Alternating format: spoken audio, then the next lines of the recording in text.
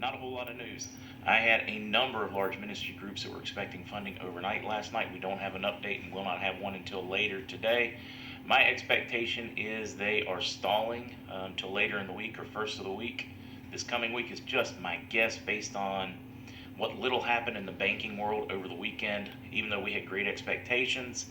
The caucus called the return of the Democrats to push to, well, not even the Democrats, but to recall Congress to get back so that they can deal with the, I love it. It starts out where they're coming back just because of the post office shenanigans, that voter by mail may not be safe. We got to save the post office. They never cared about the post office until they couldn't get their election, which means Congress suddenly cares because all they want is their job back.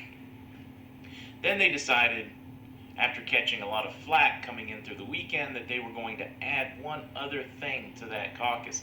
It originally was going to be just about the post office, but now it is about the post office and a second round of stimulus.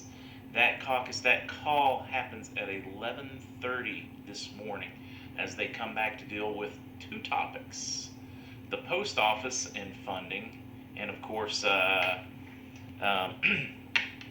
our second round of helicopter dollars and how that's going to look and what it's going to look like. White House, of course, Mark Meadows has already announced, just like they have for the past almost 8 weeks now, that they are ready to sign one. Just please don't put a bunch of fluff in it. Make it clean, crisp, and clear. PPP, all about the businesses and the people.